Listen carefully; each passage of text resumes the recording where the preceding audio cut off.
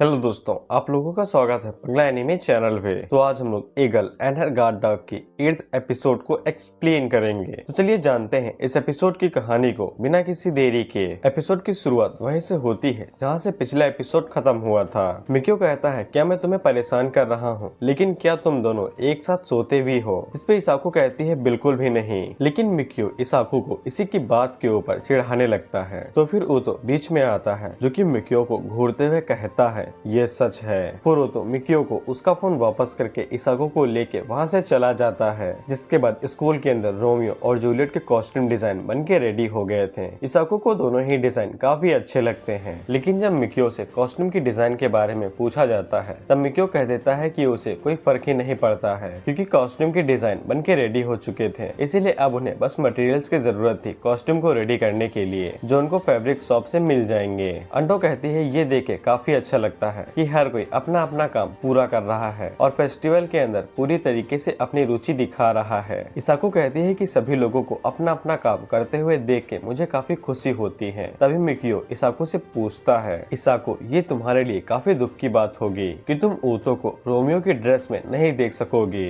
इसाको खुद से ही कहती है कि तुम्हें बस शांत रहना है। मिकियो सोचता है कि अब उसे बस ये पता लगाना है कि ऊतो इसाको के बारे में क्या सोचता है। इसाको मिकियो से प्रॉमिस करने को कहती है कि वो ऊतो को इसके बारे में नहीं बताएगा, लेकिन मिकियो आगे से कहता है कि ऊतो को इसके बारे में पहले से ही पता होगा। ऊतो पीछे मुड़ के इसाको की तरफ ही देखे जा रहा था और वो अपने मन में कहता है कि मुझे ये नहीं कहना चाहिए था कि मैं उसके काम के बीच में दखल नहीं दूंगा। तभी अंडो ऊतो से कहती है कि मुझे माफ कर दो कि तुम्हें हमारी वजह से उन दोनों को इस तरह से देखना पड़ रहा है, लेकिन ऊतो आगे से कोई भी जवाब नहीं देता है और बस उन्हें माप लेने देता है। जब इसाको और ऊतो दोनों घर जा रहे थे तब ऊतो सिगरेट पीने लगता है, जिससे इसाको समझ जाती है कि ऊतो थोड़ा सा गुस्सा है और वो ऊतो से कहती है कि तुम्हें क्या हुआ है, बताओ तो सही। लेकिन ऊतो इसाको से कहता है कि उसे मिकियो से दूर रहना चाहिए, क्योंकि उन्हें नहीं पता है कि मिकियो क्या सोचता है और वो शायद क्या कर सकता है। लेकिन इसाको को इसके बारे में पहले से ही अंदाजा था और वो चौकन्ना भी थी। लेकिन अगले दिन मिकियो इसाको से पूछता है कि उसे ऊतो के बारे में क्या अच्छा लगता है, जिससे इसाको हक्की बक्की रह जाती है और वो कहती है कि तुमने क्यों पूछा। लेकिन मिकियो उसको इस बात की धमकी देने लगता है कि वो सबको बता देगा कि इसाको याकुजा फैमिली से आती है, इसीलिए इसाको के पास और कोई रास्ता नहीं था। और वो मिकियो को बताने लगती है कि उसे ऊतो की आंखें पसंद है, उसका चेहरा पसंद है, और इसी तरह से वो अपने मन में कहती है कि अगर मैं ऐसे ही बातें करती रही तो मुझे ऊतो से और ज्यादा प्यार हो जाएगा। लेकिन जब ऊतो उन दोनों को इस तरह से देखता है तब वो सहन नहीं कर पाता, इसीलिए वो जाके मिकियो के ऊपर स्वॉर्ड से हमला कर देता है, जिससे सभी लोग हैरान तो हो जाते हैं। लेकिन किसी को मिकियो को चिंता थी तो किसी को अपनी स्वॉर्ड की। लेकिन जब ऊतो को ध्यान आता है कि उसने क्या किया है तब वो सभी से कहता है कि परफॉर्मेंस कैसी थी। जिसके अगले सीन में इसाको ऊतो को छत पे लेके जाती है और उससे कहती है कि तुमने तो प्रॉमिस किया था कि तुम कुछ भी नहीं करोगे, तो फिर तुमने ये क्यों किया? ऊतो कहता है कि उसे जितना हो सकता था उसने उतना किया, अब उसको एप्रिसिएशन चाहिए, उसने जितनी भी मेहनत की है उसके लिए। इसाको अपने मन में सोचती है, मुझे पता है कि उसने मेहनत की है, लेकिन उसने जो अभी किया उसका किया। लेकिन इसके बावजूद इसाको ऊतो की तारीफ करने के लिए मान जाती है। जिसके बाद इसाको ऊतो के सर को सहलाने लगती है। ऊतो को ये थोड़ा बहुत पसंद तो आता है, लेकिन ज्यादा पसंद नहीं आता, इसीलिए वो इसाको को पकड़ता है और उसको अपने ऊपर बिठा लेता है और इसाको को कस के गले लगा के उसे सूंघने लगता है। इसाको कहती है कि अरे कम से कम मुझे सूंघो तो मत, लेकिन ऊतो इसाको की तरफ मासूमियत से देखने लगता है। तब इसाको उसके सर को सहलाने लगती है। हम लोग वहीं पे दरवाजे के पीछे मिकियो को देखते हैं, जिसको ये समझ में आ जाता है कि ऊतो भी इसाको को पसंद करता है। फिर ऊतो नीचे आके सभी से उसकी गलती के लिए माफी मांगने लगता है। मिकियो भी नर्स ऑफिस से वापस आ चुका था। अंडो उन दोनों से पूछती है कि तुमने फाइट क्यों की थी, जिसपे ऊतो ये बहाना बताता है कि उसे मिकियो के ऊपर एक कीड़ा दिखाई दिया था, इसीलिए उसने अपने शॉट को तेजी से घुमा दिया, लेकिन कुछ ज्यादा ही तेजी से उसने घुमा दिया था।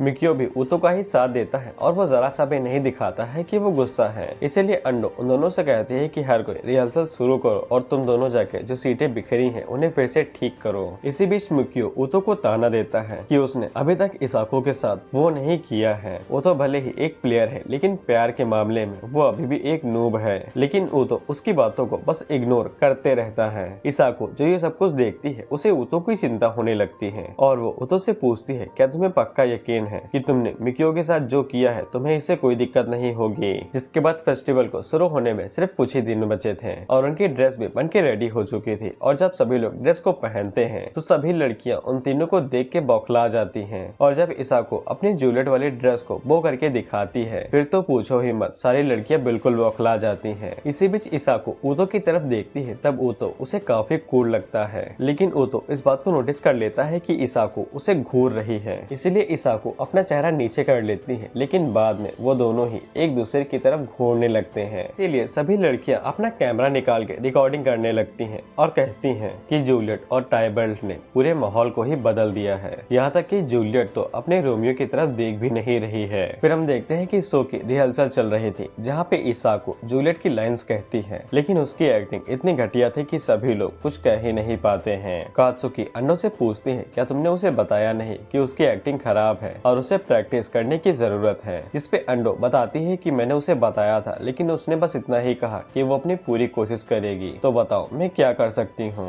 जिसके बाद रिहर्सल खत्म हो जाती है और हर कोई अपने घर लौट जाता है। कात्सुकी और अंडो दोनों ऊतो और मिक्यो से कहती हैं कि तुम दोनों ने काफी अच्छी एक्टिंग की, लेकिन जब बारी इसाको की आती है तब वो दोनों बस करके रह जाती हैं। पीछे से मिक्यो ट्रांसलेशन करके बताता है कि उनका मतलब ये है कि तुम्हारी एक्टिंग बहुत खराब है, इसीलिए तुम्हें गिव अप कर देना चाहिए। जिससे इसाको निराश होकर सोचती है कि मुझे तो लगा था कि मैंने काफी इम्प्रूवमेंट कर लिया है, लेकिन मैं तो बिल्कुल भी आगे नहीं बढ़ी। वो तो मिक्यो से कहता है कि तुम्हें ऐसा नहीं कहना चाहिए। जूलियट की लाइन ऐसी है कि सभी लोगों की आंखों में आंसू आ जाएंगे। सभी लोग अपने मन में सोचते हैं कि ऊतो एक ऐसा बंदा है जो कि झूठ ऐसे बोलता है जैसे वो सांस लेता है। मिक्यो इसाको से कहता है कि तुम्हारी एक्टिंग इतनी सादी है जैसे कि वो कोई मूली हो, जिससे इसाको और ज्यादा निराश होती चली जाती है। वो तो उसे इंकरेज करने की कोशिश भी करता है ये कह के कि अगर हम लोग फेल हो जाते हैं तो इसका मतलब ये नहीं है कि हम मारे जाएंगे। लेकिन इसाको की चिंता बाकी सभी लोगों की थी, क्योंकि हर किसी ने शो को बेहतर बनाने के लिए उसने काफी कोशिश की थी,